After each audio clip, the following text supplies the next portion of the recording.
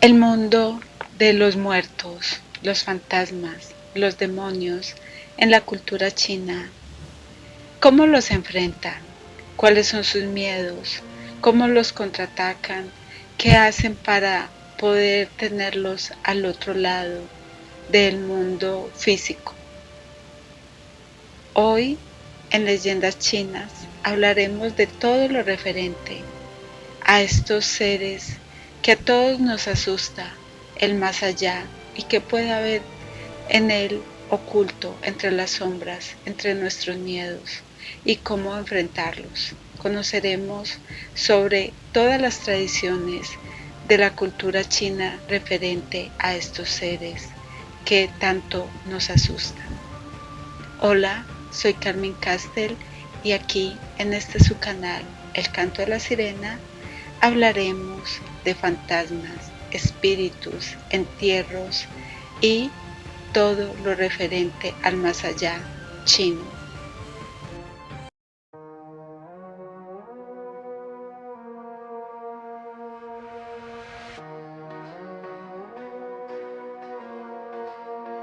Desde la espuma emerge sin avisar.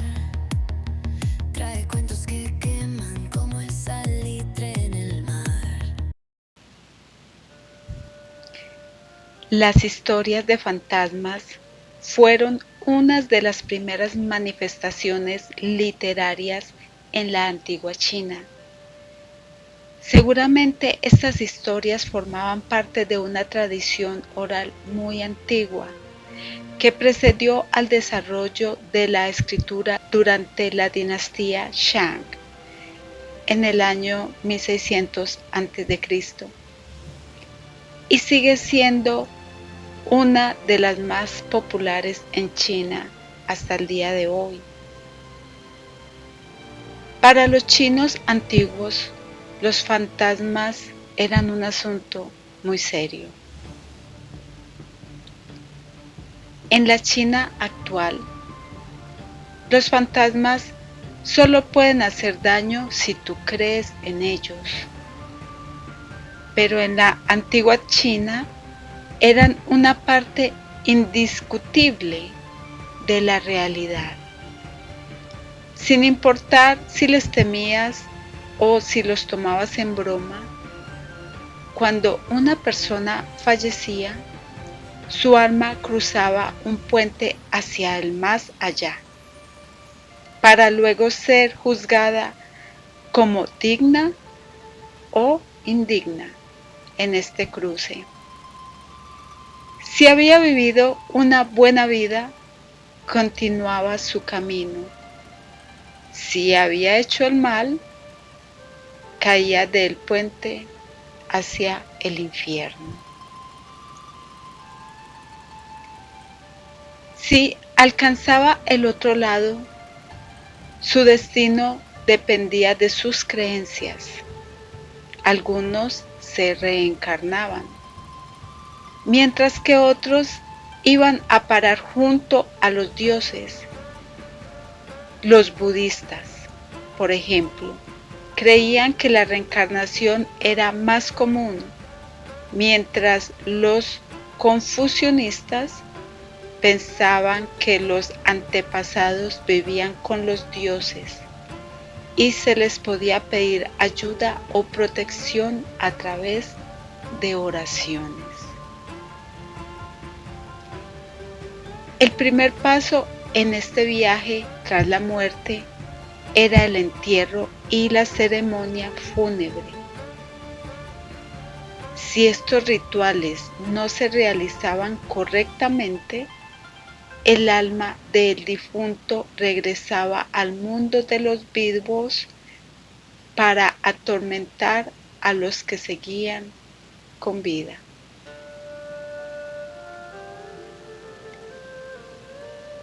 La importancia de un entierro adecuado. En China se consideraba que el cielo bajo la tierra pertenecía a los dioses. Los cementerios se ubicaban fuera de las ciudades y los pueblos, en áreas rurales, y allí habitaban los espíritus de la tierra conocidos como los Tudi-gun. Al igual que en cualquier otro lugar, no se podía simplemente ir a cavar una tumba, sin antes honrar a los dioses y a los espíritus locales y comprarles la tierra. Los familiares del difunto elegían un lugar y redactaban un contrato para comprarles este terreno a los dioses y a los espíritus.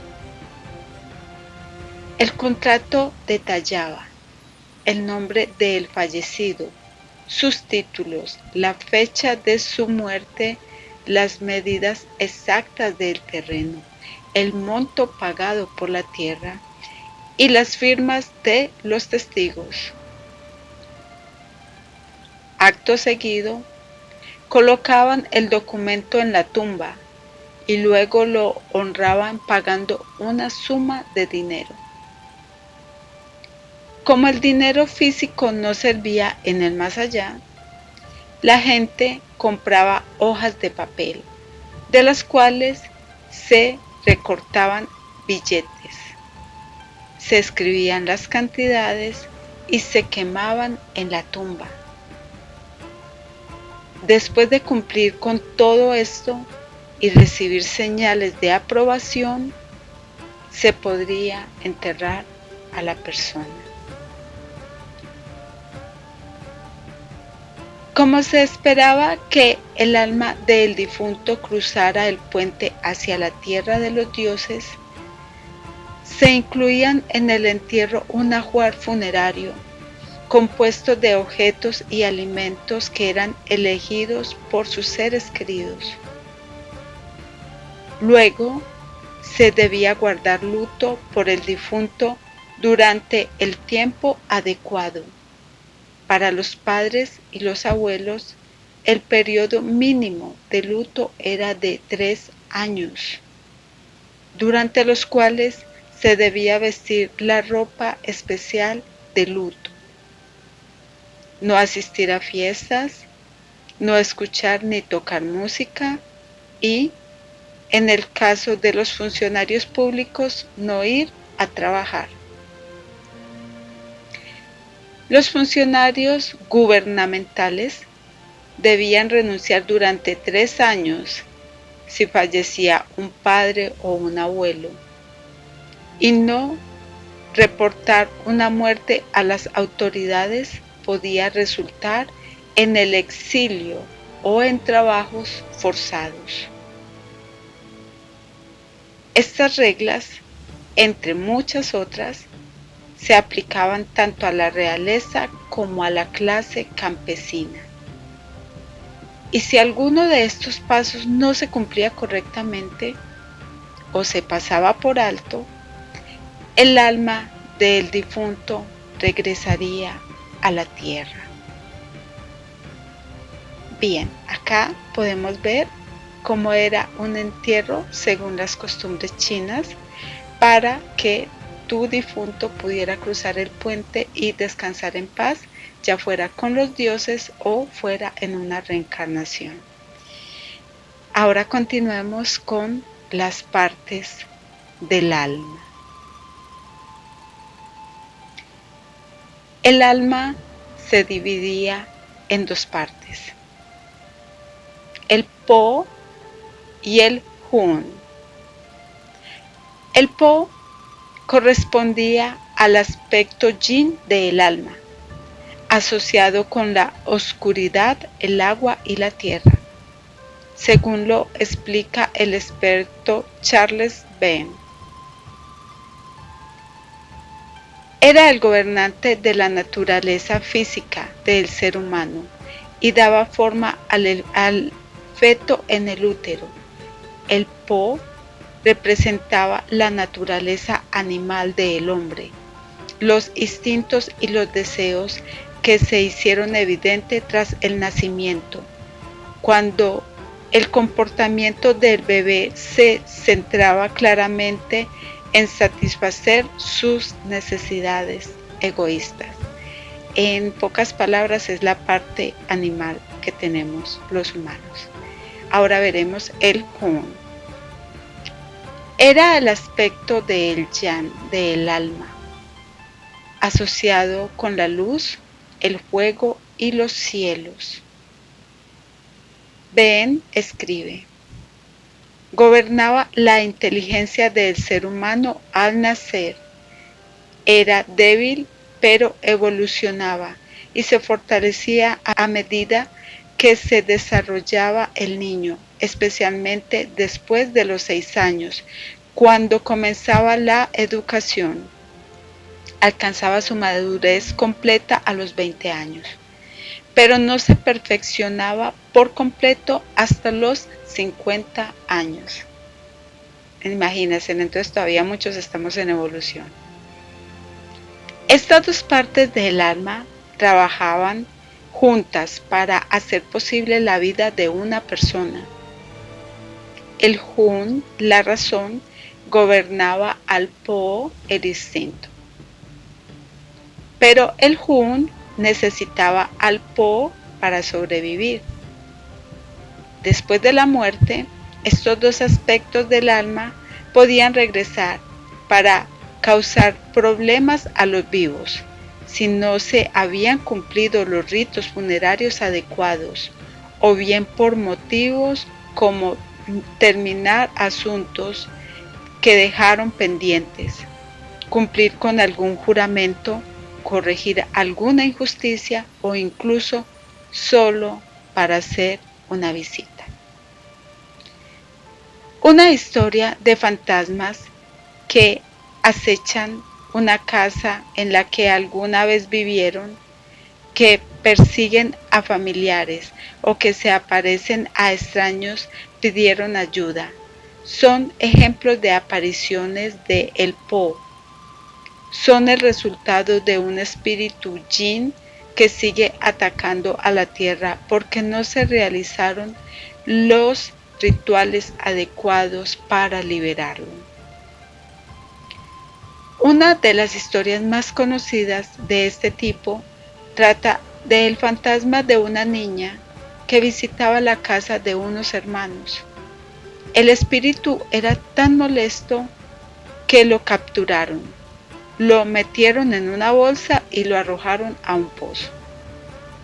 Sin embargo, a la noche siguiente regresó con la bolsa y volvió a atormentarlos. Entonces lo metieron de nuevo en la bolsa, lo ataron a una piedra y lo arrojaron al río. A la noche siguiente la niña regresó nuevamente, pero esta vez los hermanos la pusieron en un tronco ahuecado, lo taparon en ambos extremos y lo dejaron flotar por el río. El espíritu les agradeció por haberle dado un entierro adecuado y nunca más los volvió a molestar. A diferencia de El Po, el Hun no estaba tan atado al cuerpo, lo que hacía que sus apariciones fueran diferentes. La historia sobre la posesión espiritual, fantasmas que aparecen como si aún estuvieran vivos, o fantasmas que buscan vengarse de los vivos, son ejemplos de apariciones del Hun. El Hun, asociado a la razón y a la personalidad, se consideraba también parte que se veía afectada por las enfermedades en vida, además de ser el yo astral que se aparecería a los demás en sueños después de la muerte. Charles Ben mencionaba varias historias de este tipo, una de ellas sobre un maestro llamado Tang, quien cayó enfermo y empezó a acercarse a la muerte. En un sueño vio una figura vestida con una túnica que le decía: te devuelvo tu alma. Y le arrojaba túnicas naranjas, y a la mañana siguiente se recuperó de la enfermedad.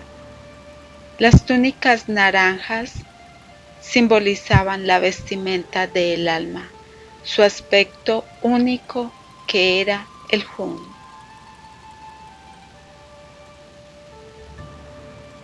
Otra historia, dos amigos, Gao y Lui, hicieron un pacto. El que muriera primero regresaría para contarle al otro cómo es el más allá. Algunos meses después de la muerte de Liu, Gao escuchó una noche un golpe en la puerta y la voz de su amigo pidiéndole que apagara las lámparas y lo dejara entrar para que pudieran hablar en la oscuridad. Mientras conversaban, Gao fue invadido por un olor a cadáver en descomposición y descubrió que el Hun de Liu había poseído el cuerpo de un bárbaro que llevaba 7 días muerto. En otro relato se pone de relieve la importancia de cumplir las promesas. Se cuenta de la historia del mariscal Li, quien deseaba casarse con una joven, pero fue rechazado por la madre de esta. Li estaba decidido a casarse con ella a toda costa y juró que nunca se casaría con nadie más si no podía casarse con la hija de esta mujer. Su dedicación y perseverancia fueron tales que finalmente la madre accedió y permitió que se casara. Li entonces juró serle fiel para siempre. Sin embargo, después de unos años, la joven falleció. Y apenas un año después, Li organizó su boda con otra mujer. Justo antes de su boda, mientras se bañaba, el Hun de su primera esposa apareció y le recordó la promesa que había hecho de no casarse con nadie más. Ella roció hierbas en su baño y desapareció. Li comenzó a sentirse débil, blando y tan hinchado que no pudo moverse. Murió en la bañera y cuando lo encontraron, sus huesos y tendones se habían disuelto. Además de subrayar la importancia de cumplir lo prometido, esta historia enfatiza cómo siempre se debe respetar un periodo adecuado de luto.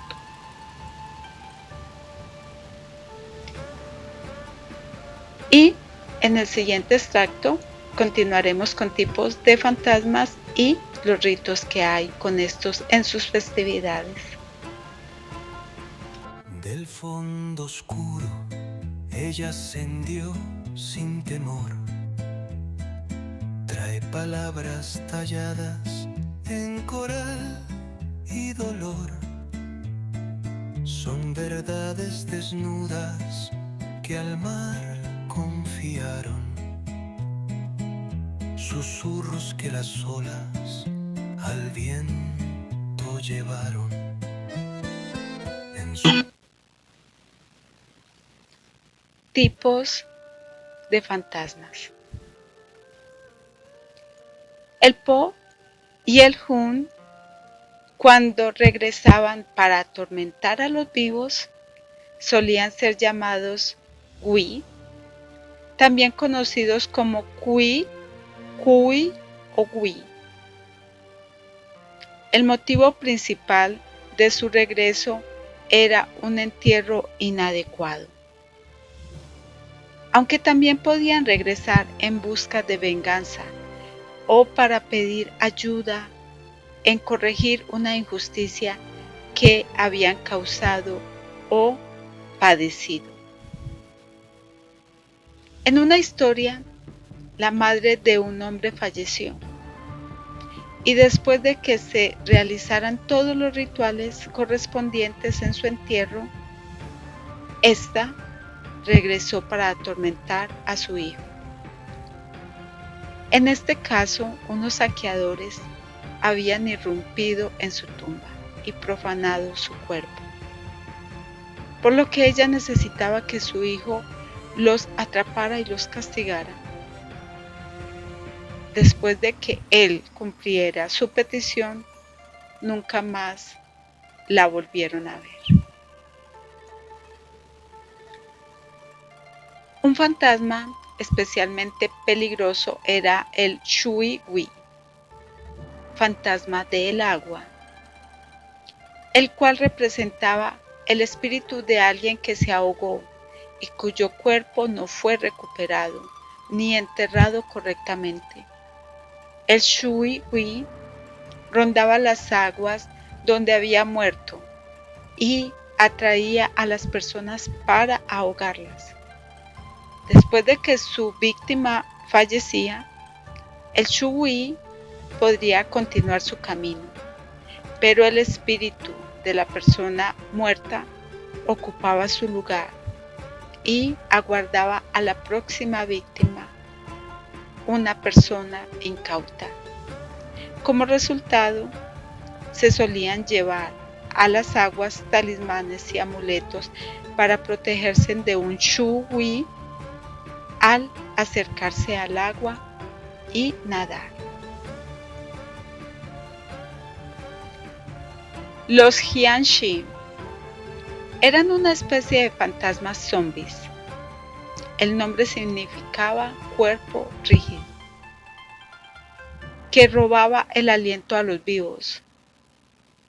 Como señala Ben, los chinos creían en el aliento, el Qi. Era la energía vital de la cual dependía la vida. Y estos espíritus intentaban apoderarse de ella. El Jiangshi perseguía a una persona hasta arrebatarle el aliento, pero debido a que este espíritu ya se encontraba en el reino de los muertos, no podría regresar a la vida, y al seguir sustrayendo el aliento a los vivos, quedaba atrapado en un ciclo sin fin. Los Jiangshi, también llamados fantasmas saltadores, se caracterizaban por la rigidez de sus cuerpos, lo que les da una apariencia de saltar de un lugar a otro en vez de caminar.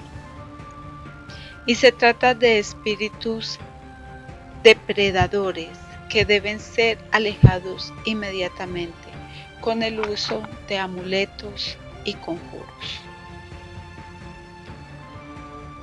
La creencia de estos fantasmas, particularmente en los Jiangshi, pero también en otros, dejó una huella importante en la cultura china, evidenciada en diversos aspectos. Un claro ejemplo son las paredes falsas, conocidas como muros de sombra, que se colocaban fuera de las puertas, principalmente en las casas chinas diseñadas para despistar a los fantasmas que no podían hallar la puerta verdadera. Los fantasmas, en particular los Jiangshi, solo podían moverse en líneas rectas, y por eso las carreteras en China siempre son curvas, para evitar que los espíritus rondaran en ellas. En China, los accidentes de tráfico suelen atribuirse a fantasmas y, cuando esto sucede, los conductores afirman que un espíritu se les cruzó enfrente y su coche tuvieron que maniobrarlo para esquivarlos. Bien, curioso este asunto. También se involucran a los dioses guardianes conocidos como los Meshen. Estos eran los dioses de un sueño tranquilo y se pintaban comúnmente a ambos lados de las puertas como protectores contra fantasmas, demonios malévolos. Los perros servían como una excelente defensa contra los fantasmas en general, pero más específicamente contra los Jianshin. De hecho, antiguamente los perros eran sacrificados y enterrados frente a las casas con el fin de que su espíritu sirviera para alejar a los fantasmas. Con el tiempo, la gente comenzó a utilizar perros de paja para este propósito, lo que llevó a la creación de estatuas de perros. Incluso hoy en día se pueden encontrar en China estatuas de perro fuera de las puertas de las casas. Curioso este asunto y qué bueno que dejaron esta práctica. Los seres humanos no eran los únicos seres con almas que podían regresar a exigir justicia desde el más allá. Los perros, gatos y otros animales tenían la misma posibilidad. En una historia famosa, un hombre llamado Kafin Head Lee, conocido por su crueldad, mataba gatos y perros. Un día, dos hombres se acercaron a él. Se presentaron como fantasmas y le dijeron que las almas de 460 gatos y perros habían presentado el caso contra él en la otra vida. Kafi Head Lee fue declarado culpable y se lo llevaron. Bien hecho. Otro tipo de fantasmas era el Nu Wei, el espíritu de una mujer que había sufrido abusos en vida y por lo general había sido asesinada. Su espíritu permanecía en la casa o en el lugar de su asesinato en busca de justicia. La Nu Wei podía comportarse como un súcubo al drenar el aspecto del Huon del alma de los hombres, lo que provocaba su muerte, aunque solo asustaba a las mujeres.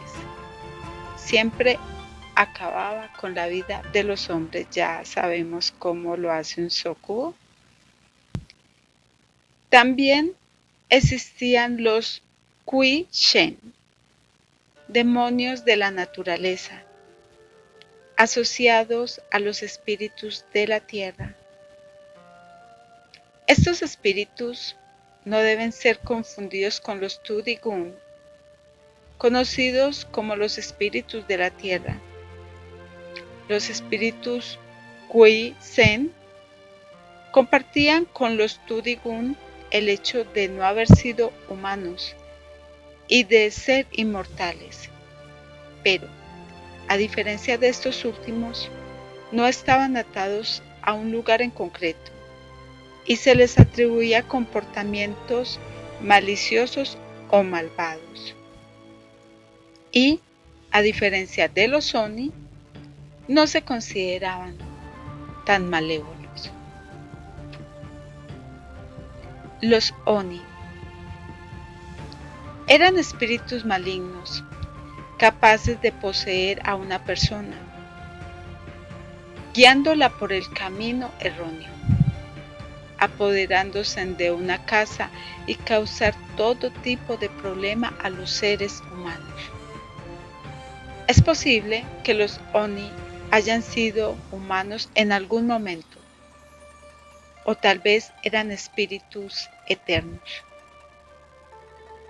Uno de los tipos de Oni es el espíritu llamado Ba Hiao-gi.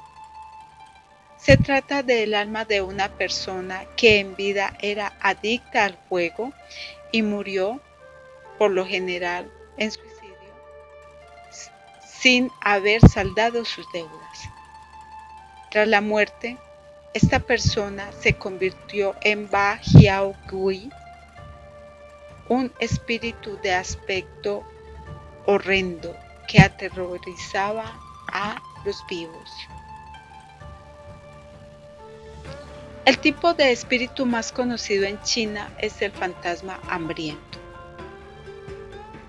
Este surgió después del primer siglo de nuestra era, en la llegada del budismo a China, y tiene sus raíces en una creencia budista originaria en la India. Se trata de aquellos espíritus de las personas que siempre querían más de lo que poseían. Nunca mostraban gratitud. Por lo general, recibían y no pudieron hallar paz en el más allá. Como tampoco la encontraron durante toda su vida. Se les suele mostrar como personas con estómagos enormes, pero bocas y cuellos diminutos, de modo que ningún alimento podría llenarlos jamás. Pueden manifestarse como seres humanos y, si no se les da nada, pueden maldecir a quienes los nieguen y traer desgracias a su hogar y a sus seres queridos. El término fantasma hambriento siempre se refiere a este tipo de espíritu, pero se pensaba que todos los fantasmas experimentaban hambre en el más allá, por lo que desarrollaron rituales para mantenerlos alimentados y satisfechos. Miremos cómo lo hacían con las costumbres y creencias sobre los fantasmas. La presencia de tales fantasmas dio origen a la práctica y rituales destinados a proteger a las personas. Para defenderse de los espíritus, lo mejor era llevar una vida ejemplar. Por lo que las historias de fantasma, tanto en el pasado como hoy en día, se cuentan frecuentemente a los niños. Estos relatos no solo se transmiten por los valores culturales, sino también para fomentar la amabilidad y el respeto mutuo. Aquellos que no quieran enfrentar la ira de un Nui Hui algún día deberían abstenerse de abusar de mujeres que puedan convertirse en una de ellas y evitar ser víctimas de abusos. Para evitar el riesgo de convertirse en un Shu Hui, era crucial ser cauteloso al nadar. Para evitar que los mayores, ancestros y superiores se sintieran injustamente tratados después de su fallecimiento. Era de suma importancia haberlos honrado durante la vida y haber mantenido la palabra dada. Pero, sobre todo, siempre había de seguirles las prácticas adecuadas en un entierro, sin importar el costo o las dificultades que éste pudiera implicar. Un ritual que se sigue practicando en la actualidad en China es el Día del Barrido de Tumbas, el festival Qingming, el cual suele tener lugar alrededor del 4 de abril. Incluso si se ha descuidado las tumbas de los padres o familiares o amigos durante todo el año, la gente va a limpiar las tumbas de sus antepasados y hacer ofrendas a los muertos. El Festival de los Fantasmas Hambrientos sigue siendo una tradición vigente en este lugar y la tiene durante el mes de los fantasmas en China en el 15º día del 7º mes, cuando se cree que se abre el velo entre el reino de los muertos y el de los vivos, lo que permite que los muertos regresen. Se parece al Día de Muertos en México, es bastante bonito. Las celebraciones y los rituales del mes de los fantasmas. En el mes de los fantasmas, y sobre todo durante el festival, existen muchos rituales y tabúes que se deben tener en cuenta. Se piensa que es mejor no sentarse en las primeras filas de los teatros, ya que son los asientos preferidos de los fantasmas, y que si uno quiere sentarse en ellos podrían ofenderse. No se deben dejar los zapatos o sandalias mirando de frente a la cama, ya que los fantasmas podrían interpretarlo como una invitación a acostarse contigo. No es conveniente quedarse fuera demasiado tarde, ya que un fantasma podría seguir a alguien hasta su casa. Los padres suelen decir esto a sus hijos adolescentes. Nadie debería ir a nadar porque los Shui-Gui son más fuertes y numerosos en estos días. Para no incomodar a los fantasmas, es recomendable no realizar ningún tipo de obra en casa ni llevar zapatos de tacón, ya que el ruido no es de su agrado. Las mujeres que llevan zapatos de tacón corren el riesgo de ser poseídas por un espíritu enojado. Tampoco es buena idea colgar la ropa recién cayendo la noche, porque puede atraer a los fantasmas, quienes podrían probarse la ropa, lo que traería mala suerte a quien la use después. Los tabúes son tantos que abarcan casi cualquier situación inimaginable, desde no orinar afuera de la casa para no ofender a un ser invisible, hasta no dejar un paraguas abierto en alguna entrada porque un fantasma podría tomarlo como un lugar para descansar y quedarse allí. A pesar de la prohibición de las religiones, de las prácticas religiosas por parte del Partido Comunista en China entre 1949 y 1979, los rituales, con su profunda historia, se continuaron celebrando en la medida de lo posible. Las celebraciones del Festival de los Fantasmas incluyen altares públicos y desfiles donde se lanzan alimentos al aire como parte de la tradición.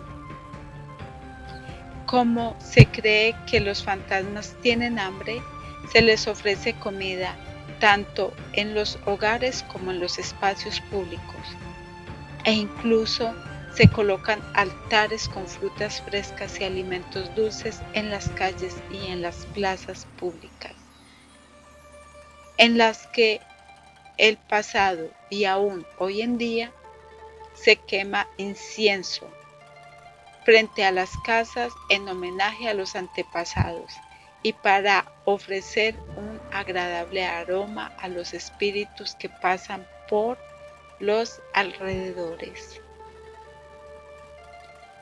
Durante el festival, muchas tiendas en los pueblos e incluso en las ciudades cierran para no molestar a los fantasmas con el bullicio de los compradores. Cuando el festival llega a su fin, la gente enciende linternas de loto y las pone sobre los botes de papel para soltarlas en el agua de arroyos, lagos y ríos. Las linternas sirven para avisar a los fantasmas que su estancia entre los vivos ha llegado a su fin y deben regresar al inframundo. Además, tienen el poder de atraer a los fantasmas para que sigan hasta su regreso al más allá. Y cuando la linterna se apaga, es señal de que el fantasma que la seguía ha llegado al otro lado y encontrado la paz. Bien, ese final me pareció hermoso. Imaginarme los botes de loto con las linternas y iluminando para que vuelvan estos seres al más allá. Se me hizo una imagen preciosa. Espero que ustedes también las hayan disfrutado. Es un poco larga, digamos, todo lo referente a cómo ven ellos los fantasmas, los demonios y los seres espirituales en China y cómo tratan con ellos para, digamos, tener una paz silenciosa y todo este misticismo tan bonito y tan mágico que tiene la cultura china. Entonces quería contarles cómo son, el proceso funerario, si no se cumple, qué puede hacer un fallecido, una persona muerta que no tuvo su entierro correctamente, qué clases de fantasmas o en qué se pueden convertir. Algunos ejemplos cortos de personas, digamos leyendas que se han dado de personas allá que testimonios de personas fallecidas que han vuelto, de cómo es el Día de los Fantasmas, del homenaje y del honor y el respeto que le tienen a estos seres del más allá y de cómo directa o indirectamente los honran. La cultura china es una cultura bastante mágica, bastante llena de una energía y una espiritualidad muy, muy bonita. Y espero que la hayan disfrutado escuchando. A mí me encantó narrarla. eh, y bueno, si tienen algún relato o algo referente a este tipo de culturas allá, me lo pueden dejar en los comentarios. Espero que se suscriban, espero que me apoyen y me despido. Nos veremos en una nueva charla, reseña o análisis de película. Y soy Carmen Castel, aquí en este su canal El Canto de la Sirena. Me despido hasta una próxima ocasión. Si la escuchas bien.